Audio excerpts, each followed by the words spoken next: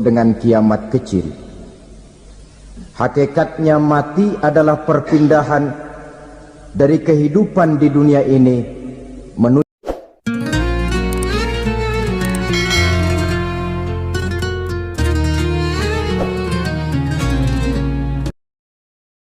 Assalamualaikum warahmatullahi wabarakatuh. Waalaikumsalam warahmatullahi wabarakatuh. Alhamdulillah wassalatu wassalamu ala sayyidina Rasulillah sayyidina wa maulana Muhammad ibn Abdullah wa ala alihi wa sahbihi wa mawalah. La haula wa la quwwata illa billah, amma ba'du. Sudah saya jelaskan bahwa hidup selalu berakhir dengan kematian. Apabila datang kematian menimpa seseorang, datanglah kiamat baginya. Itu yang disebut dengan kiamat kecil. Hakikatnya mati adalah perpindahan dari kehidupan di dunia ini menuju kehidupan di alam barzakh. Menunggu kita di alam barzakh sampai datangnya saat kiamat, entah 10 tahun, entah 100 tahun, entah 1000 tahun, hanya Allah saja yang maha tahu. Adapun orang-orang beriman yang melakukan amal kebajikan dalam kehidupan di dunia ini, masa penantian yang lama di alam barzakh buat mereka sebentar saja. Tetapi bagi orang-orang kafir yang ingkar, yang tidak beriman kepada Allah, yang hidup di dunia cuma menumpuk-numpuk dosa, tentu penantian di alam barzakh akan merupakan waktu yang sangat lama. Bukankah dalam kehidupan kita waktu itu memang relatif? Contoh misalnya, bagi pemuda-pemudi yang sedang duduk asyik memadu cinta,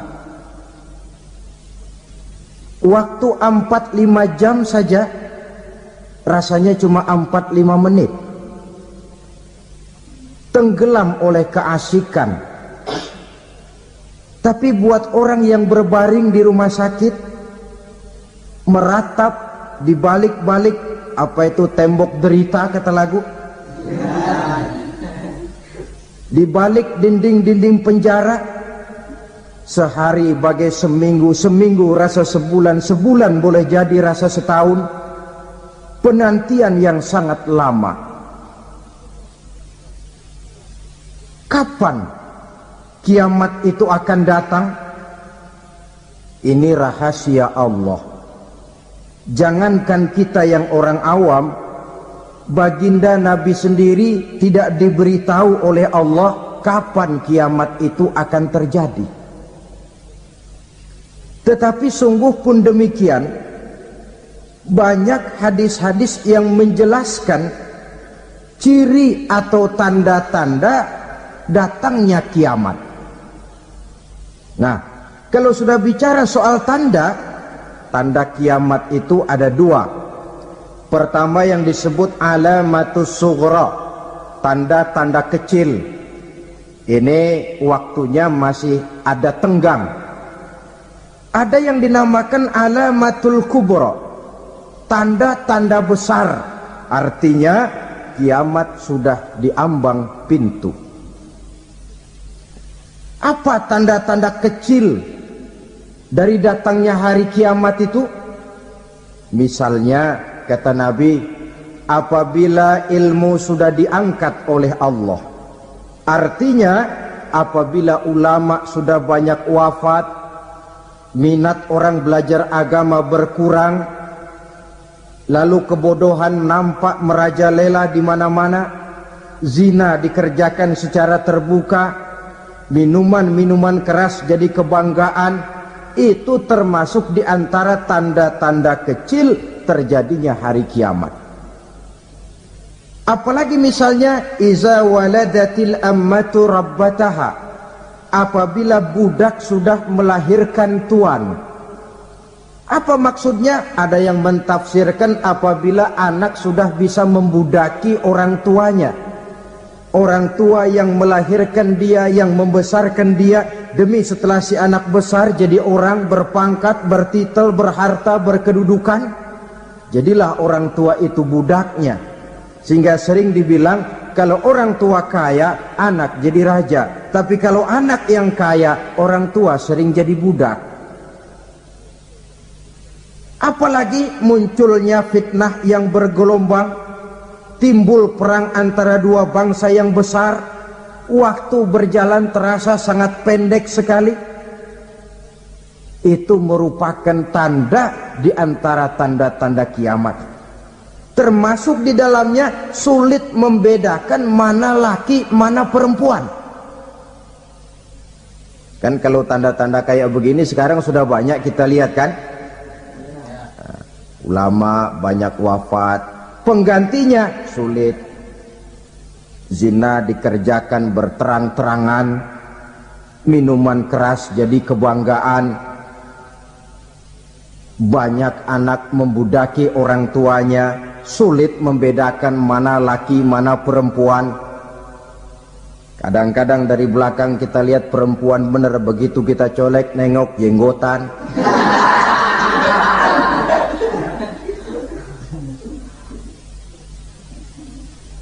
Ini termasuk tanda-tanda kecil, masih ada tenggang sampai akan terjadinya kiamat itu. Nah, yang dimaksud dengan tanda-tanda besar, ini tanda besar artinya kiamat sudah diambang pintu. Pertama, matahari terbit dari sebelah barat. Apabila matahari sudah terbit dari arah sebelah barat, tertutuplah sudah pintu taubat. Bersabda Nabi kita, la taqumus sa'atu hatta tatlu'a syamsu min maghribiha. Tidak akan datang hari kiamat sampai matahari terbit dari arah sebelah barat. Fa iza tala'at, manakala matahari telah terbit dari arah sebelah barat, wara'ahan nasu, manusia banyak menyaksikan itu, amanu ajma'un, mereka pun lalu beriman. Yang tadinya kafir, yang tadinya ingkar, yang tadinya membangkang, setelah melihat matahari terbit dari sebelah barat, buru-buru beriman, berlomba-lomba mengucap dua kalimat syahadat. Tapi apa yang terjadi? Kata Nabi, wadzalika hina la yanfa'u nafsan imanuha lam takun amanat min qabl. Hari itu adalah hari yang iman sudah tidak berguna lagi bagi seseorang apabila sebelumnya memang dia tidak pernah beriman.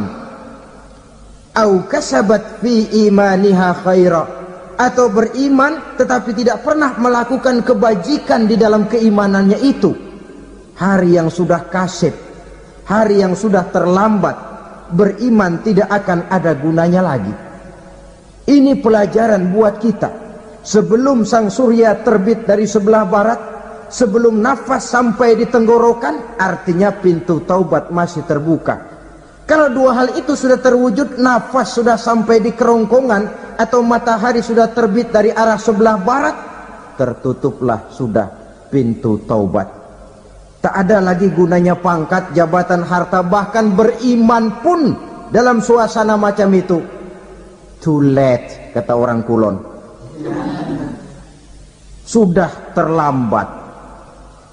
Matahari terbit dari arah sebelah barat, itu tanda besar, artinya kiamat sudah diambang pintu. Lalu apalagi tanda besar? Munculnya Dajjal. Dajjal artinya pendusta-pendusta yang menyesatkan manusia. Ada dua macam Dajjal, saudara. Ada Dajjal kecil, ini Dajjal kelas teri. Kalau ini sejak zaman Rasulullah sudah ada itu. Tiap zaman ada. Di zaman Rasulullah misalnya ada yang bernama Aswad al-Unsi dari Yaman, ada yang namanya Musailamah al-Kazzab dari Yamama, ada yang namanya Ibnu Sayyad dari Madinah. Ini dajjal-dajjal di zaman Rasul. Musailamatul Kazzab memproklamirkan diri jadi nabi, dia di zaman Rasul masih hidup. Ini dajjal zaman Nabi. Di zaman sahabat muncul dajjal-dajjal. Di zaman kita sekarang ini dajjal-dajjal pun gentayangan. Dajjal-dajjal kelas teri. Kerjanya mendustakan manusia, menyesatkan manusia, memalingkan manusia dari jalan yang benar dan diridhoi oleh Allah Subhanahu wa ta'ala. Adapun yang merupakan tanda besar dari datangnya kiamat, dajjal-dajjal kelas kakap, pembohong-pembohong besar yang menyesatkan masyarakat manusia berpaling dari jalan Allah mengikuti jalan mereka. Apa sih ciri dajjal itu? Kata Nabi dalam hadis Bukhari Muslim, innad dajjala, sesungguhnya yang namanya dajjal itu yakhruju, satu saat akan muncul mendekati hari kiamat. Wa inna ma'ahu ma'an, si dajjal ini membawa air, wa naran, dan juga membawa api. Dua simbol. Di tangan yang satu dia bawa air, di tangan yang satu dia bawa api. Wa ammal ladzi yarahu an-nasu ma'an fanarun, adapun yang orang banyak lihat air, hakikatnya adalah api. Yang dilihat api, hakikatnya adalah air. Oleh sebab itu, kalau api yang ditawarkan, ambillah air. Kalau air yang ditawarkan, pilihlah api. Maksudnya apa ini? Ini bahasa simbol, saudara-saudara. Dajjal bicaranya seolah-olah untuk kepentingan manusia, menawarkan surga. Surga yang dia tawarkan hakikatnya neraka. Hai manusia, kalau kau mau bahagia, jangan dekat-dekat dengan agama. Solat itu tidak efektif dan efisien, tidak produktif dari segi ekonomi itu. Menghadiri majelis taklim cuma buang-buang waktu. Tahajud, tasbih, tahlil, baca Quran, apa itu? Pekerjaan mubazir saja. Hidup ini cuma sekali, masa yang cuma sekali, manfaatkan dengan sebaik-baiknya. Mumpung, dibawanya sifat mumpung tetapi dalam pengertian yang sangat negatif. Bicaranya seolah-olah untuk kepentingan manusia, tetapi sebenarnya menjerumuskan manusia. Menawarkan air tapi sebenarnya api, menawarkan api tapi hakikatnya air. Buat apa kamu sholat? Buat apa kamu bayar zakat? Buat apa kamu puasa? Surga yang dicanangkan dajjal hakikatnya neraka. Neraka yang digambarkan dajjal pada dasarnya adalah surga. Jadi memutarbalikkan fakta itu kerjaan dajjal. Yang hak jadi batil, yang batil dibilang hak, yang benar jadi salah, yang salah malah jadi benar. Tuntunan disuruh jadi tontonan, tontonan malah menjadi tuntunan. Itu pekerjaan dajjal profesinya. Zamannya Nabi Adam, dajjalnya kan iblis. Betul? Betul. Apa sih rayuan iblis itu? Allah setelah menciptakan Nabi Adam kan bilang, Adam, kau dan istrimu Hawa tinggal di surga ini. Seluruh fasilitas yang ada di surga persilahkan kau nikmati. Satu yang tidak boleh, jangan coba-coba dekati pohon khuldi. Dekat saja jangan, apalagi sampai memetiknya. Datang dajjal yang namanya iblis ini. Adam, kamu tahu nggak kenapa tidak boleh makan buah khuldi? Ya nggak tahu, pokoknya saya dilarang. Bodoh kamu Dam. Khuldun artinya kekal. Kalau kamu makan itu buah, kau akan kekal di surga buat selamanya. Allah tidak kepengen maka dilarang kamu makan buah khuldi. Kalau kau ingin kekal di surga Adam, makan saja. Saya bicara begini ini untuk kepentingan kamu Adam. Ini kan ciri-ciri Dajjal. Bicaranya sih seolah-olah untuk kepentingan Nabi Adam, hakikat sebenarnya menjerumuskan Nabi Adam supaya ingkar dan melanggar larangan dari Allah Subhanahu wa ta'ala. Jadi setelah muncul Dajjal, timbul kekacauan-kekacauan di masyarakat. Banyak yang terpengaruh, terpedaya dan terpesona, termasuk mereka yang memproklamirkan diri jadi nabi, mereka yang memproklamirkan diri jadi rasul di zaman sesudah Rasulullah wafat. Itu adalah Dajjal. Maka saya ingatkan, kalau di zaman kita sekarang ini ada orang ngaku jadi nabi, ada orang ngaku jadi rasul, biar bahasa Arabnya kental, Quran hafal, hadis ribuan hadis hafal, biar pakai serban sampai menyengser ke tanah, bahasa Arabnya fasih, tapi dia mengaku jadi nabi, jadi rasul. Kita umat Islam wajib tidak percaya, wajib untuk tidak percaya. Itulah Dajjal zaman kita sekarang ini. Tidak mustahil mereka datang mempengaruhi orang-orang awam supaya berpaling dari Rasulullah, mengikuti mereka. Nah, di akhir zaman nanti, mendekati hari kiamat, Dajjal ini muncul, Dajjal kelas kakap, menyesatkan masyarakat manusia untuk berpaling dari Islam, mengikuti seruan mereka. Apalagi di antara datangnya kiamat itu, tanda yang besar itu, turunnya Nabiullah Isa Al-Masih, putra Maryam. Menurut berbagai hadis yang sahih, Nabi Isa Al-Masih nanti akan turun lagi, tidak membawa risalah yang baru, tapi meluruskan risalah Islam ini yang telah banyak ditinggalkan oleh masyarakat. Bahkan ada hadis menjelaskan beliau akan membunuh Nabi, mematahkan kayu-kayu salib, lalu melaksanakan haji dan umrah mengikuti syariat Nabi Muhammad, bukan membawa agama baru, menjadi semacam mujaddid, reformer, menyelamatkan manusia dari bisikan Dajjal. Bahkan ada riwayat yang menjelaskan bahwa Nabi Isa berhasil mengalahkan Dajjal, mengembalikan masyarakat manusia kembali kepada ajaran Islam yang datang dari Allah, dibawa oleh Rasulullah Sallallahu Alaihi Wasallam. Dengan kata lain, turunnya Nabi Isa bukan sebagai Nabi dan Rasul baru, tetapi mengikuti syariat Nabi kita Muhammad Sallallahu Alaihi Wasallam. Saudara hadirin, ibu-ibu hadirat yang saya hormati, kemudian apalagi di antara tanda-tanda besar akan datangnya kiamat itu?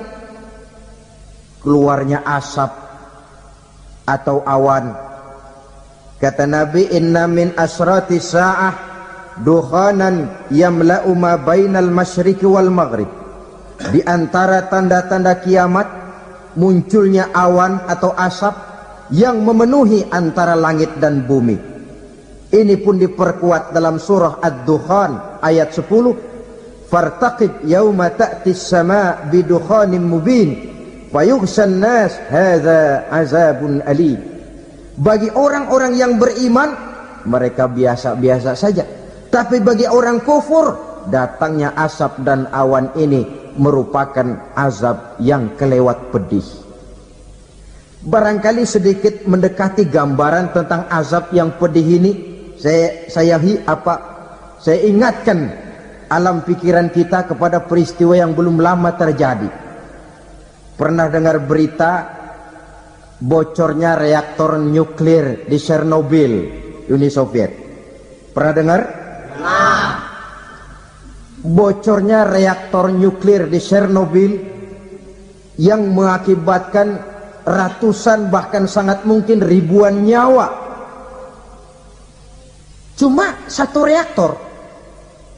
Bagaimana kalau seluruh cadangan nuklir yang dimiliki oleh para negara adik kuasa ini diledakkan? Bahkan yang konon menurut catatan, cadangan nuklir yang dimiliki bersama oleh Amerika dan Rusia sekarang ini sudah sanggup memusnahkan 6 miliar manusia. 1,5 kali lebih banyak dari jumlah manusia yang nongkrong di permukaan bumi ini. Saudara-saudara hadirin yang saya hormati, lalu saat mendekati hari kiamat, apalagi tandanya setelah Nabi Isa wafat, pada saat turunnya yang kedua kali, lalu Allah meniupkan angin sejuk, semua orang-orang beriman, orang-orang baik wafat, sehingga penghuni bumi ini cuma tinggal lagi terdiri dari orang-orang kafir. Tidak ada lagi di bumi ini yang bisa mengucapkan Allah. Sehingga dalam hadis qudsi itu ada keterangan, innallaha azza wa jalla yaqulu li Israfil. Allah pernah pesan kepada malaikat Israfil, kata Allah, Israfil, iza sami'ta qailan yaqul Allah Allah fa akhirin nafakh 40 sanatan ikraman liqailiha. Hai Israfil, apabila kau dengar di permukaan bumi masih banyak orang yang mengucapkan Allah Allah, maka tunda sangkakala kiamat itu 40 tahun. Untuk apa? Ikraman liqailiha, menghormati orang yang mengucapkan Allah Allah itu. Wah, jadi karena sekarang masih banyak yang mengucapkan Allah, besar hatilah kita, masih jauh kiamat itu. Tapi jangan lupa, kiamat pribadi, kiamat kecil itu yang gak kita sangka-sangka. Ajal datang mencabut nyawa, itu kiamat pribadi, dan itu yang pasti kita hadapi, dan itu yang membuat kita tidak boleh bersikap main-main di dalam kehidupan sekarang ini. Saudara hadirin yang saya hormati, tidak ada lagi orang-orang muslim.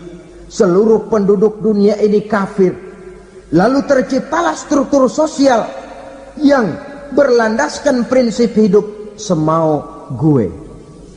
Bakal terjadilah prinsip di mana yang kaya menyantap yang miskin, yang kuat menindas yang lemah. Hidup sudah bagaikan di rimba belantara, berlaku hukum rimba, siapa yang kuat dia yang menang, siapa yang lemah menjadi mangsa.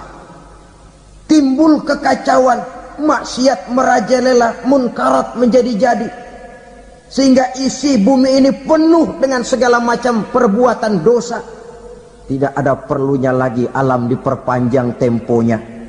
Datang saat yang sudah dijanjikan oleh Allah Azza wa Jalla, maka terjadilah yang disebut kiamat kubra, kiamat besar, kiamat ancur-ancuran. Bagaimana kejadian ini dimulai? Dalam surah Az-Zumar ayat 68, Allah Subhanahu wa taala berfirman, wa nufikha fis-suri fasa'iqa man fis samawati wa man fil ardi illa man sya'allahu. Maka manakala ditiuplah sangkakala, terkejutlah seluruh yang ada di langit dan seluruh yang ada di bumi. Bila saat kiamat datang, Allah perintah malaikat Israfil, Israfil, tiup sangkakalamu. Ditiuplah sangkakala oleh malaikat Israfil. Yang akibat daripada tiupan itu, seluruh yang ada di langit, seluruh yang ada di permukaan bumi terkejut. Yang ada di langit siapa? Malaikat kan. Bayangin aja kalau malaikat kaget, apalagi kita. Terkejut seluruh makhluk yang ada di bumi, yang ada di langit mendengar suara sangkakala itu. Bunyinya tidak sanggup kita bayangkan dahsyatnya. ledakan nuklir, ledakan neutron, belum apa-apa ketimbang bunyi sangkakala malaikat Israfil ini. Nah, lalu mendengar bunyi sangkakala ini, gemparlah makhluk, kacaulah alam. Bumi gempa, planet-planet bertabrakan, gunung meletus, air laut tumpah ke darat, angin topan bertiup, halilintar menyambar. Lalu semua yang bernama hidup mati total. Mati bareng tanpa persiapan. La haula wala quwata illa billah. Saya kadang-kadang dalam tafakur bermohon, ya Allah, mudah-mudahan saya nggak nemuin kiamat beneran. Ngeri. Nggak bisa kita bayangkan macam apa suasana seperti itu. Allah saja banyak memberikan gambaran, misalnya Al-Qari'ah, wa mal qari'ah, wa ma adraka mal qari'ah. Kejadian yang menggemparkan. Tahukah kamu apa kejadian yang menggemparkan itu? Yauma yakunun nasu kal farasil mabsus wa takunul jibalu kal ihnil manfus. Pada saat itu manusia berterbangan bagai kupu-kupu, gunung berterbangan seperti kapas ditiup angin. Gunung saja macam kapas, konon lagi manusia. Kematian total, mulai semut sampai gajah mati, jin mati, iblis mati, malaikat mati. Malaikat saja mati. Saudara hadirin yang saya hormati, kematian total yang tanpa persiapan. Orang bilang, Pak, kalau mati bareng begitu yang repot malaikat maut dong ya. Cabut sana, cabut sini. Itu kalau menurut logika kita, mestinya begitu menurut logika. Tapi logika juga yang bilang nggak perlu serepot itu. Sebab untuk mematikan listrik di wilayah DKI, di wilayah Jakarta, nggak perlu tiap rumah didatengin matiin, ya lama. Cukup dari kantor pusatnya saja PLN, tekan satu tombol, gelaplah seluruh Jakarta. Saudara hadirin yang saya hormati, kematian total. Lalu setelah kematian total, planet-planet juga mati, dalam arti tidak bergerak dan beredar. Angin mati, dalam arti tidak bertiup. Air mati, dalam arti tidak ada riak gelombang. Pokoknya semua mati. Kullu nafsin za'iqatul maut, semua yang bernafas mati. Dalam ayat lain, kullu man 'alaiha fan, semua yang ada di permukaan bumi fana. Yang kekal cuma Allah Subhanahu wa ta'ala. Yang paling belakang mati malaikat maut dan malaikat Israfil. Tapi mati juga sesuai dengan janji Allah. Menurut hadis Bukhari Muslim dari Abi Hurairah, masa tenggang waktu antara kematian total pada tiupan sangkakala pertama dengan proses kebangkitan pada tiupan sangkakala kedua 40 lamanya. Tidak dijelaskan oleh Abi Hurairah 40 jam, apa 40 hari, apa 40 tahun. Hadis-hadis cuma menyebutkan 40 saja. Sunyi alam, yang tinggal cuma Allah saja lagi. Ketika itu Allah berseru-seru, katanya, limanil mulkul yauma, siapa para penguasa hari ini? Mana itu raja-raja dan penguasa yang dulu mengaku jadi Tuhan? Fir'aun. Mana Fir'aun sekarang? Yang dulu jadi raja, merasa berhasil, sombong, lalu tidak mau turun-turun dari kekuasaannya. sampai kepada puncak kekurang ajarannya mengangkat diri jadi Tuhan. Mana itu Fir'aun? Namrus, mana sekarang Namrus? La ilaha illa ana, ternyata tidak ada Tuhan lain selain daripada aku, kata Allah. Proses kemudian, saudara-saudara, turunlah hujan dari langit. 40 lamanya hujan itu, tidak jelas juga 40 jam apa 40 hari. Setelah air turun membasahi, datanglah tiupan sangkakala yang kedua. Semua yang bernama mati bangkit dari kuburnya masing-masing. Ini yang disebut Yaumul Ba'thi, hari kebangkitan.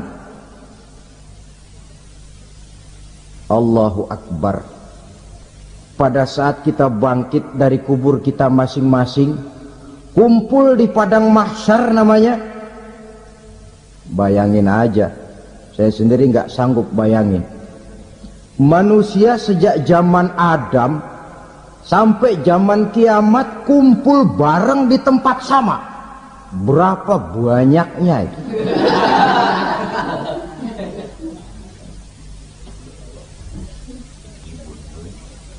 Dan yang luar biasa menurut satu riwayat, pada saat bangkit itu, Masya Allah, roman muka kita berubah, disesuaikan dengan amalan kita waktu di dunia ini. Barang siapa yang waktu di dunia amalannya itu amalan tikus, di akhirat nanti dia bangkit dari kubur, mukanya seperti muka tikus. Gagah betul badannya, tapi mukanya seperti tikus. Kenapa? Amalannya waktu di dunia seperti amalan tikus. Apa amalan tikus itu? Suka ngegeragoti barang yang sudah disimpan rapi-rapi. Orang sudah simpan uang rapi-rapi, simpan perhiasan rapi-rapi, digeragoti oleh tikus. Maling-maling, pencoleng-pencoleng, koruptor-koruptor, itu nanti di akhirat nanti kita lihat mukanya seperti muka tikus. Oh, ini waktu di dunia suka nyolong, mukanya seperti muka tikus. Barang siapa yang waktu di dunia ini amalannya itu amalan macan, dia akan bangkit nanti mukanya seperti muka macan. Apa amalan macan? Macan itu amalannya menang-menangan. Orang yang mau menang saja nggak mau mengalah. Coba lihat di hutan, kenal hutan nggak? Di hutan, raja hutan di mana-mana pasti macan, betul kan? Betul. Padahal hutan belum pernah bikin pemilihan umum.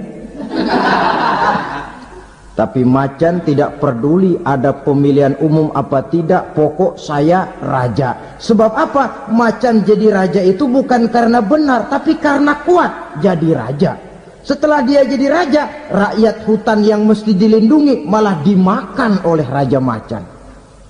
Kambing rakyat hutan dimakan oleh macan.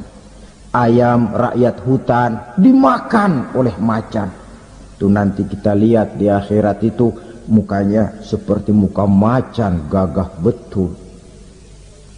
Lalu barang siapa yang di dunia ini amalannya itu seperti amalan anjing, nanti dia punya muka seperti muka anjing.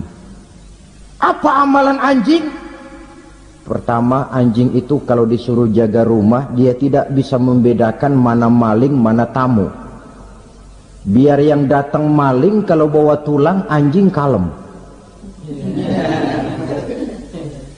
Yang kedua, anjing itu akan setia kepada siapa saja yang memberinya roti. Siapa yang memberinya roti, itulah majikannya. Apa kata majikannya pasti dia laksanakan. Soal benar atau salah dia tidak peduli. Setelah anjing dapat roti, dia tidak punya pilihan lain kecuali bilang, abdi mah kumaha juragan wae ayeuna mah.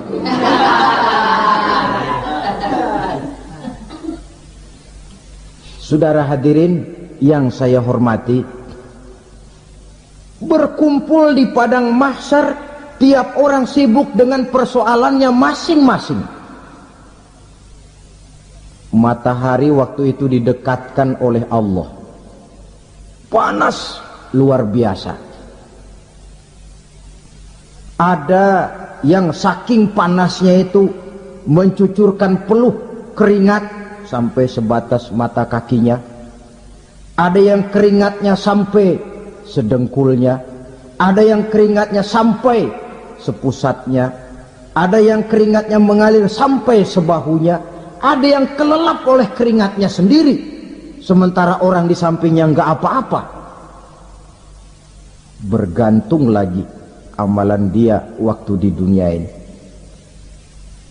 Saudara-saudara, sebagian orang dalam kepanikan padang mahsyar berombong-rombong datang mereka menghadap Nabi Adam. Ya Adam, anta abal bashar. Hai Adam, Tuhan adalah bapak moyang manusia. Kami sebentar lagi akan disidang, dimintakan pertanggungan jawab. Tolonglah kami, hai Adam. Kata Nabi Adam, jangankan nolongin sampean, saya sendiri tanggung jawab di hadapan Allah ketika dulu tidak boleh makan khuldi, saya serobot. Sudahlah, urus diri masing-masing saja, nafsi. Begitu kata Nabi Nuh, begitu kata Nabi Ibrahim. Tiap orang bertanggung jawab sendiri-sendiri. Ketika itulah saudara-saudara, nikmatnya menjadi umat Nabi besar Muhammad sallallahu alaihi wasallam. Sebab apa? Walaupun menurut abjad kita ini umat paling belakang, kan paling belakang kita ini toh, karena Nabi Muhammad adalah Nabi akhir, tapi akan dihisap lebih dulu, lewat di atas sirat lebih dulu, masuk surga lebih dahulu ketimbang umat-umat belakangan. Ketika Rasul mendekati ajal, beliau tanyakan itu kepada malaikat Jibril. Malaikat Jibril berkata, Muhammad jangan khawatir, Allah sudah berjanji, inni haramtul jannata ala sairil anbiya hatta tadkhulaha anta, wa haramtuha ala sairil umami hatta tadkhulaha ummatuka.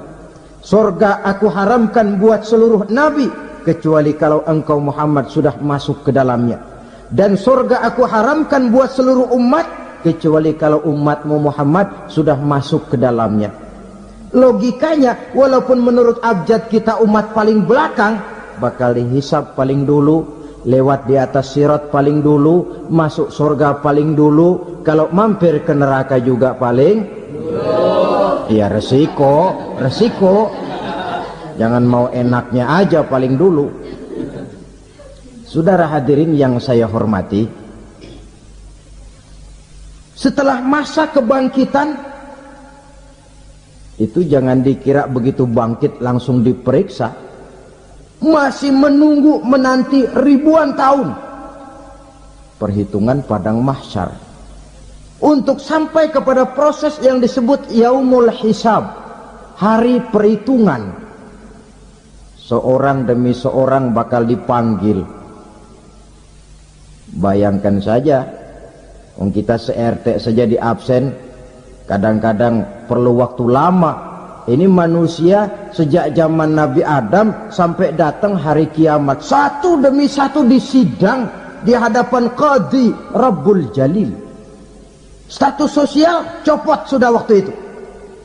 Yang pernah jadi hartawan di situ tidak lagi kelihatan kehartawanannya. Yang pernah jadi jenderal tidak lagi dipanggil jenderalnya. Yang ustadz tidak lagi dipanggil al-mukarramnya.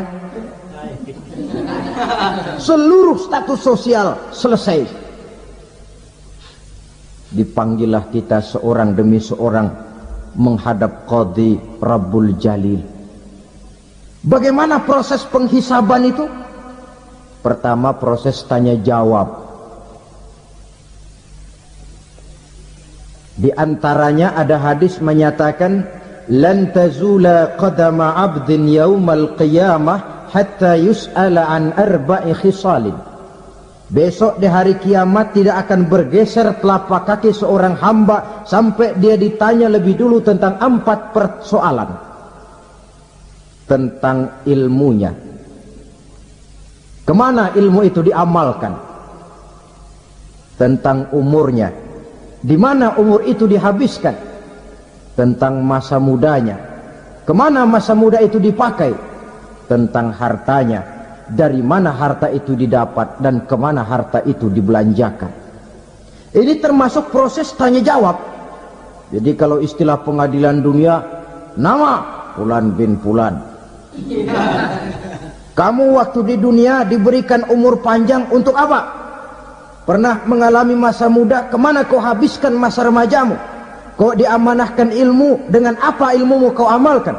Kau diberikan harta, dari mana harta kau dapat, kemana kau belanjakan? Tak seorang pun yang bisa mungkir. Sebab apa? Dikala itu yang menjadi saksi bukan orang. Yang menjadi saksi adalah seluruh anggota badan kita. Tangan bicara, kaki jadi saksi terhadap seluruh amalan yang pernah kita kerjakan pada saat kehidupan di alam dunia ini. Selesai proses tanya jawab, lalu diperlihatkan buku catatan kita waktu hidup di dunia ini. Jangan lupa Allah itu menyiapkan 2 superkomputer kepada kita. Sebelah ditempelin sebelah kanan, yang sebelah tempelin di sebelah kiri. Komputer itu namanya Raqib dan Atid. 2 malaikat yang apabila baik kita lakukan, refleks saja akan menulis kebajikan kita. Jahat kita kerjakan, akan tertulis. Catatan itu nanti diperlihatkan kepada kita. Waduh, alangkah malunya pada saat diperlihatkan catatan kita, buku rapot kita merah melulu. Barangkali diperiksa sambil diomelin, brengsek lo.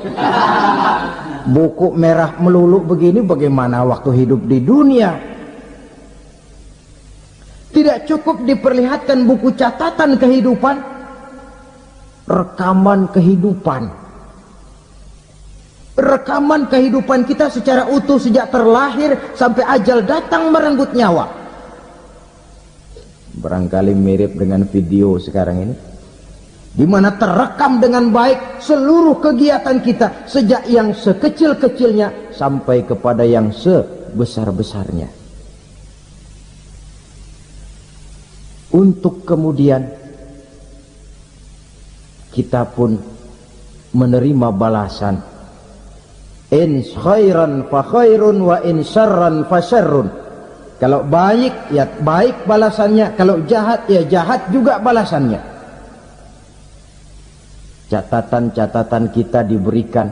Kalau banyak kebajikannya diberikan di tangan kanan dengan cara yang halus.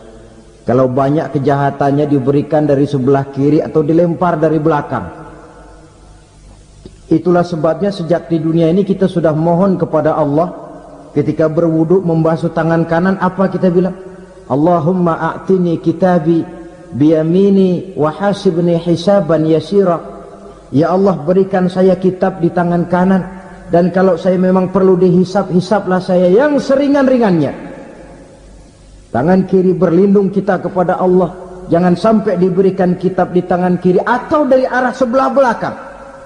Wa a'udzubika an tu'tiya kitabi bishimali aw min wara'i zuhri, dari arah sebelah belakang. Na'udzubillah min dzalik. Setelah selesai lewat proses penghisaban, lewat mizan, timbangan, maka yang sudah selesai dihisab itu bergeraklah menuju sirat, jembatan yang terbentang menuju surga melalui neraka. Saudara-saudara, panjangnya perjalanan sirat itu memakan waktu ratusan tahun. Tetapi orang yang lewat di atas sirat pun macam-macam, bergantung amalannya ketika di dunia ini. Ada yang lewat di atas sirat itu kal barqil khatib, seperti kilat yang menyambar, lep, sudah sampai dia di surga. Cepat bukan main. Ada yang lewat di atas sirat itu seperti orang lari-lari. Ada yang lewat di atas sirat itu seperti orang jalan biasa. Ada yang sambil merangkak, ada yang sambil ngesor, ada yang sambil gelayutan, ada yang selamat sampai ke ujung ke surga, ada yang tergelincir jatuh masuk ke dalam neraka, bergantung amalannya dalam kehidupan di dunia sekarang ini. Tiap kita akan melewati yang namanya sirat ini. Saudara-saudara kaum muslimin yang saya hormati, dengan demikian mereka yang selamat melalui sirat sampai ke terminal akhir surga, mereka yang ketika dihisab ternyata banyak kejahatannya daripada kebaikannya, mereka singgah di dalam neraka. Nah, adapun orang-orang yang beriman menurut ayat Quran dan hadis Nabi itu nanti ada bermacam-macam. Ada orang beriman itu yang dimasukkan surga. Ada orang beriman itu yang dimasukkan ke dalam surga. Ada orang beriman itu yang disebut penduduk surga. Kenapa lain-lain, Pak? Karena waktu di dunia amalannya juga lain-lain. Ada orang beriman yang masuk surga. Ini paling murah tiketnya. Mau masuk surga? Kata Nabi begini, ma min abdin qala la ilaha illallah thumma mata ala dhalik illa dakhalal jannah. Kalau seorang hamba sudah mengucap dua kalimat syahadat, dia yakin dengan kebenaran kalimat itu sampai matinya, orang itu akan masuk surga. Abi Dzar yang waktu itu diajak bicara heran, ya Rasul kok gampang betul? Iya. Walaupun orang itu mencuri, iya. Walaupun orang itu berzina, iya. Biar dia mencuri, biar dia berzina, kalau dia sudah mengucap dua kalimat syahadat, dia yakin dengan kebenaran kalimat itu sampai matinya, itu orang akan masuk surga. Jadi masuk surga cukup dua kalimat syahadat, yakin sampai mati, masuk surga. Itu perkara masuk. Tapi kalau pertanyaannya diterusin, masuknya kapan, Pak? Nah, ini lain lagi urusannya.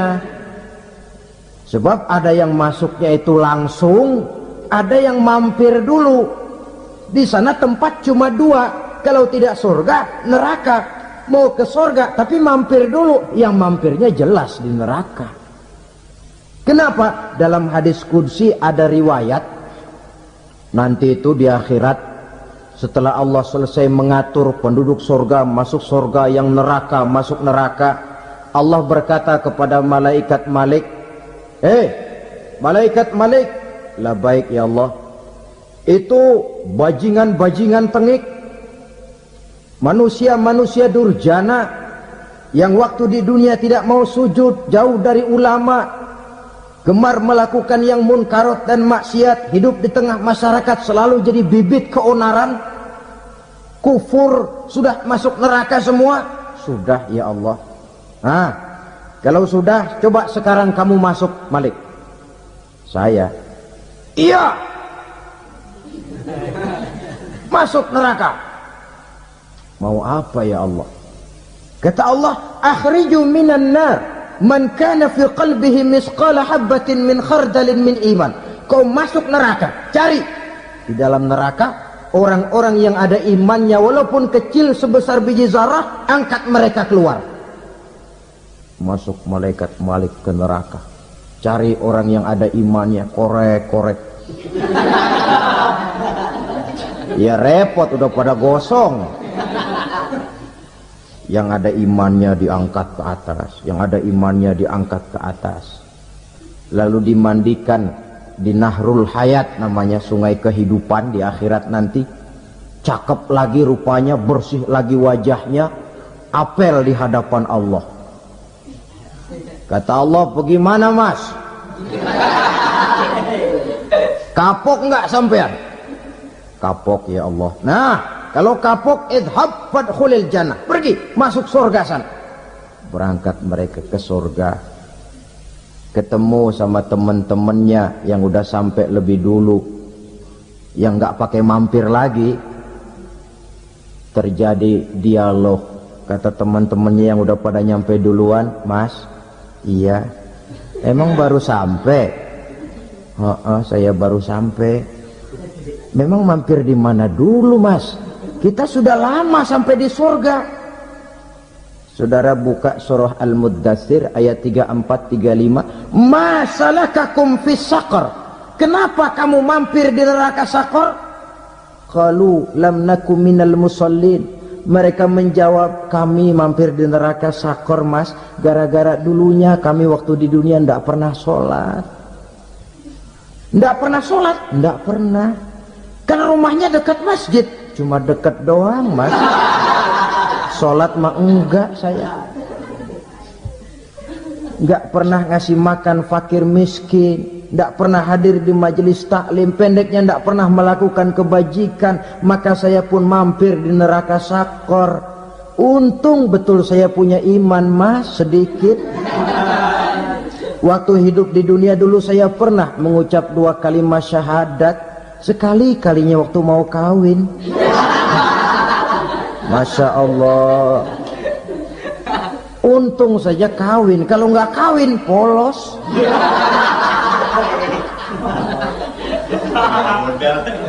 Itu juga pengulu sudah setengah mati ngajarin. Asyhadu alla, asyaduaan, asyaduaan.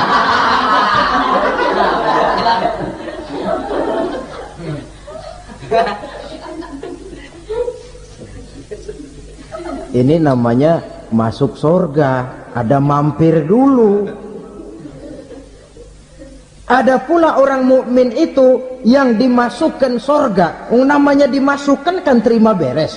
Saya masuk ke rumah, jalan sendiri, cari tempat sendiri. Saya dimasukkan ke dalam rumah, terima beres, pokok ada di dalam, itu dimasukkan namanya. Nggak pakai mampir. Tapi tentu tiketnya lebih mahal ketimbang yang pertama tadi. Apa kata Allah? Innal ladzina amanu wa amilus salihat la ukaffiranna anhum sayyi'atihim wa la udkhilannahum jannah.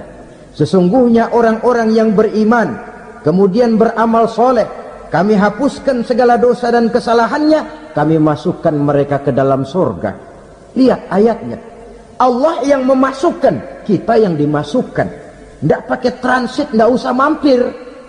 Cuma tidak cukup syahadat, tidak cukup amanu, tapi diiringi dengan wa'amilus salih. Iman, amal. Tidak cukup syahadat, lalu dibuktikan dia sholat, dia zakat, puasa, lalu dia melakukan berbagai macam kebajikan. Ini yang menyebabkan dia tidak pakai mampir di tempat yang bernama Saqar. Lalu ada pula orang mukmin itu yang disebut penduduk surga. Wah, ini sudah VIP ini. Ashabul jannah, penduduk surga. Siapa mereka? Kata Allah, innal ladzina amanu summa istaqamu fala khaufun 'alaihim wala hum yahzanun ulaika ashabul jannah hum fiha khalidun. Sesungguhnya orang-orang yang beriman lalu istiqamah, tetap dalam melaksanakan perintah Allah, tidak goyah, tidak labil tapi stabil, istiqamah, mereka tidak takut dan tidak bersedih hati. Merekalah penduduk surga. Iman, istiqamah. Tidak punya duit, sembahyang. Banyak duit, sembahyang. Miskin, sembahyang. Kaya, tetap sembahyang. Istiqamah. Kadang orang kalau susah rajin ke masjid, banyak duitnya ngelihat masjid melengos. Itu yang dibilang waktu miskin hamba Allah, setelah kaya jadi hamba harta. Bergeser, tidak ada nilai istiqomahnya. Saudara-saudara, dengan begitu penduduk